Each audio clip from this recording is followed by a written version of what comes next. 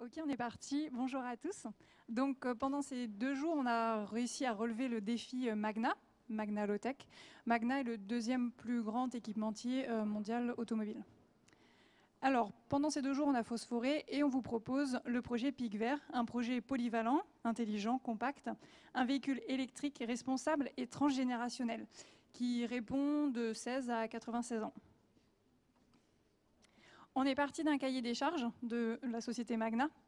Alors, on vous propose un véhicule avec une capacité de transport modulable, donc 2 personnes, 2 strapontins éventuellement rabattables, donc 2, 4, à utilisation professionnelle ou individuelle.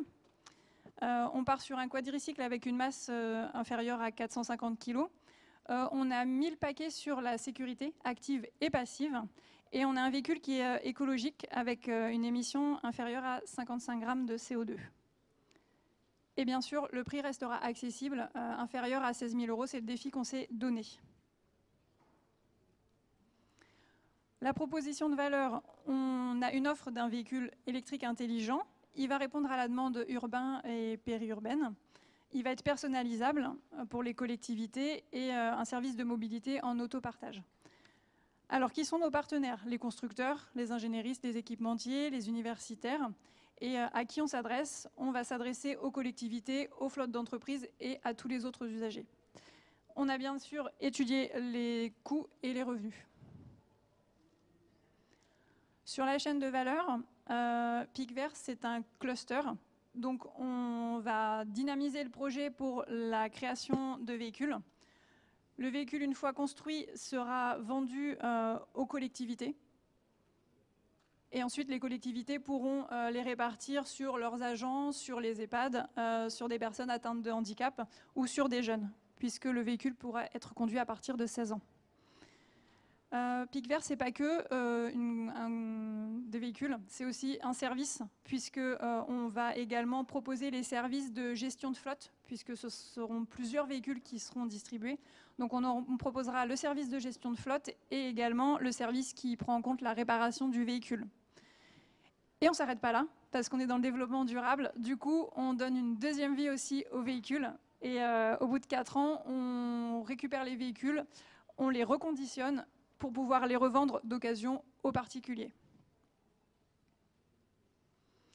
Alors par rapport aux concurrents, on en a de place, puisque justement on a un véhicule qui est modulable, qui s'adresse à toutes les personnes de 16 à 96 ans, qui est très équipé, et qui permet aussi à des personnes atteintes de handicap soit d'être prises en passager, soit de pouvoir monter, puisque le véhicule sera équipé des équipements réservés aux personnes atteintes de handicap, avec un cercle au volant ou une adaptation au tiré poussé. Alors, quelques exemples. Un petit scénario. On va vous le mimer, ça va être plus simple. Donc on a soit un conducteur, un passager, c'est très simple, c'est modulable, très rapide. Ensuite, on peut avoir une personne atteinte de handicap derrière dans son fauteuil roulant qui est attaché. On peut également mettre plein de choses derrière. Donc vous êtes des colis, on peut déménager avec le véhicule parce qu'il est assez compact. Et on peut également le prendre pour les loisirs. On peut mettre une planche de surf, on peut mettre ses outils pour aller travailler. Et on peut également mettre une personne atteinte de handicap aux commandes.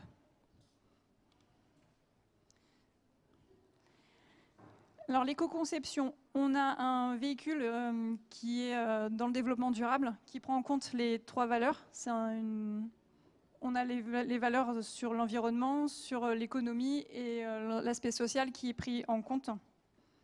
Et c'est un véhicule qui est éco-responsable, des matières premières jusqu'à sa fin de vie.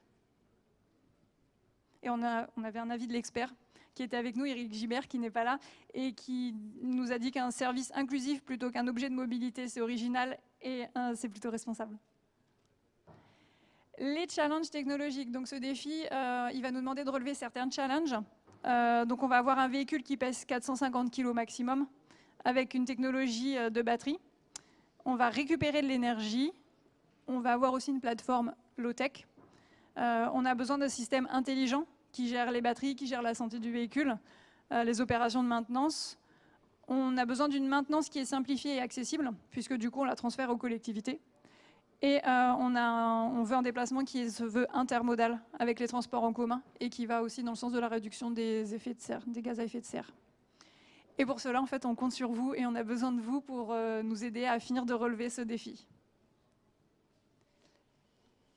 Donc merci à vous pour votre écoute et merci à l'équipe. Bravo, bravo, bravo. On peut vous applaudir très fort et encore plus fort même parce que vous avez fait moins de 5 minutes. Est-ce que vous pouvez tous vous regrouper?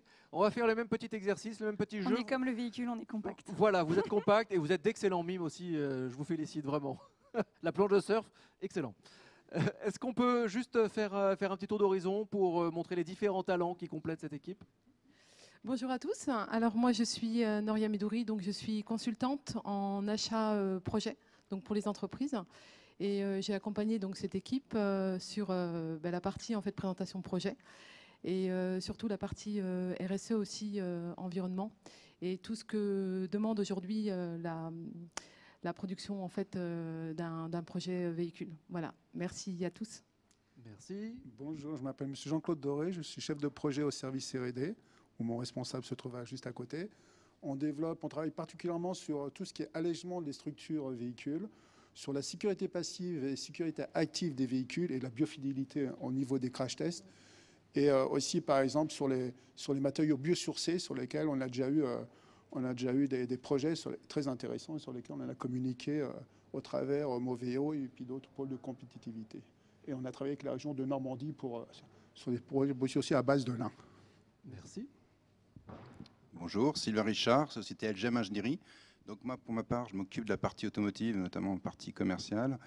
Nous sommes une société spécialisée sur tout ce qui est système embarqué, électronique embarqué. Donc notre rôle est d'apporter un côté expertise sur les réseaux embarqués, sur les systèmes embarqués, notamment sur les systèmes ADAS et tout ce qui va toucher aussi d'autres domaines de sécurité.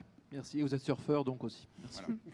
Voilà. Christelle Bernier, responsable de projet véhicules autonomes et connectés au CEREMA Île-de-France à Trappes. Bonjour, Lorraine Bortolotti-Marchal. Je travaille chez SNG Consulting, donc une société de conseil en ingénierie. Et j'ai pu aider pour l'éco-conception du véhicule. Et Mime, donc. Émile Soba, moi je m'occupe de la recherche-développement pour Magna sur la France. Voilà. Et Pascal Kraft, donc président de la société Science, qui développe un logiciel qui permet de générer automatiquement des spécifications à partir de diagrammes 6ML. Donc c'est un logiciel qui est en mode SaaS.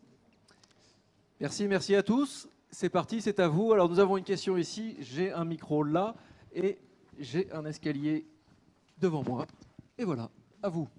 Merci. Je n'ai pas une question, mais deux. Ah, la première, ça porte sur la capacité à être conduit à 16 ans. Ça veut dire que j'imagine qu'il y a des limitations de puissance et ou de vitesse associées à ce véhicule. Et la deuxième question, vous avez parlé de CO2, d'émissions de CO2 inférieures à 55 grammes, mais vous n'avez pas parlé de zéro. Donc ça veut dire que j'imagine que c'est un moteur hybride. Merci pour vos questions. Alors non, si j'ai mis 55 grammes de CO2 par kilomètre parcouru, c'est parce que c'est équivalent à 2 litres d'essence ou 2 litres de diesel. Mais en réalité, j'aurais pu mettre zéro CO2 parce qu'il est électrique, mais pour faire l'électricité, tout dépend de comment on l'a fait. En France, on a un peu de chance parce qu'on ne la fait pas avec du thermique. Mais si par exemple j'étais en Chine, je ne polluerais pas en ville, mais je polluerais là où je fais l'électricité. C'est pour ça que j'ai mis les 55 grammes, mais on sera largement en dessous. Et en mode d'utilisation, lorsqu'on fait une analyse cycle de vie, dans l'analyse cycle de vie, la fabrication de l'objet prend 15 à 20%, pas plus. Les 80%, c'est l'usage. Là, on a gagné 50% en masse et on aura zéro en gaz à effet de serre à l'intérieur des villes. Voilà. Merci. On a une autre question, peut-être un complément. Oui, alors les 16 ans. Oui, sur la deuxième question. Alors, comme tout cahier des charges, on commence par écrire une lettre au Père Noël. Donc on dit tout ce qu'on voudrait. Effectivement, s'il fait moins de 450 kg, il pourrait être accessible aux jeunes à partir de 16 ans, avec le permis B. Néanmoins, vous avez vu qu'on a mis de l'amélioration de la sécurité passive, parce qu'on va mettre des ADAS, effectivement, pour éviter le choc, mais on va voir jusqu'où, en termes de poids, on peut renforcer la sécurité passive. Et c'est là où on saura si vraiment il est accessible aux 16 ans. Mais dans un premier temps, on va essayer. Il faut se donner un challenge. Voilà. Une question ici. Concernant la gestion de flotte, qu'est-ce qui est prévu? Est-ce qu'elle est effectuée par vous, constructeurs, ou c'est délégué aux collectivités, ou comment c'est géré? Aujourd'hui, il y a des sociétés qui gèrent des gestions de flotte. Et aujourd'hui, les collectivités passent par ces sociétés. D'autres questions? Oui. Alors, une première et une deuxième. Oui, ma question, c'est par rapport au poids. Là. Vous êtes à moins de la moitié des voitures existantes. 50%, même un tiers, si on prend une tonne 2. Oui, c'est ça. Hein. Oui. Et ça paraît quand même... donc, il y a le poids des batteries. Enfin, vu l'autonomie que vous envisagez, etc., qu'est-ce qui vous permet d'affirmer que vous atteindrez de telles performances? Alors, première chose, on a déjà fait un véhicule urbain pour le dernier kilomètre pour livrer de la marchandise avec une palettisation. Et on a eu l'occasion de travailler sur des quadricycles. Les quadricycles, en technologie, c'est une ossature, comme une tente de camping, sur lequel on vient rajouter dessus des éléments en plastique qu'on assemble par collage. Et on récupère les éléments les plus techniques, tels que les feux ou les choses comme ça, par carry-over sur des véhicules existants. Donc en réalité, la technologie du quadricycle nous permet de faire plutôt assez léger. Maintenant, le véritable problème du quadricycle, c'est la sécurité passive et c'est le crash. C'est jusqu'où on pourra aller. Et c'est ça qui fera que ce sera soit un quadricycle lourd, soit ce sera un L7E où on pourra un peu augmenter le poids. Mais pour le moment, le challenge, c'est essayer de le faire le plus léger possible. Et juste, on a parlé des biomatériaux. En biomatériaux, on a travaillé sur le lin. Le lin étant un substitut de la fibre de verre, mais étant encore plus léger, avec des caractéristiques tout à fait comparables, puisqu'on arrive à obtenir des lins naturels sans OGN, autour de 80 dames par millimètre carré. Et c'est produit en France et en Normandie. Voilà. Merci pour les réponses. C'est la dernière question. Vous évoquiez l'intermodalité. Est-ce que vous pourriez élaborer un peu pour expliquer ce que vous entendez derrière? Qu'est-ce que vous imaginez? D'accord. Alors, le transport qui consommera le moins de gaz à effet de serre, c'est celui qui combinera tous les transports existants. Donc, en réalité, ce petit véhicule, on vous a parlé de périurbain, d'abord pour deux choses. Tout simplement parce qu'une prise de 15 ampères, c'est accessible à peu près à toute collectivité et à tout particulier.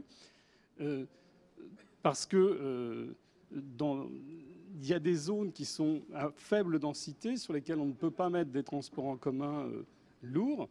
Donc, ce qu'on imagine, c'est quelqu'un qui puisse faire le trajet de sa commune jusqu'à la gare la plus proche, de pouvoir prendre un train et de finir, par exemple, sur une station avec un autobus, mais d'utiliser différents transports.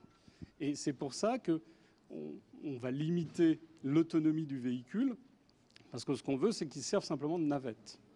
Et il faut qu'il serve de navette aussi bien en tant qu'utilitaire qu'en tant que véhicule particulier. Merci beaucoup. On peut vous applaudir très fort.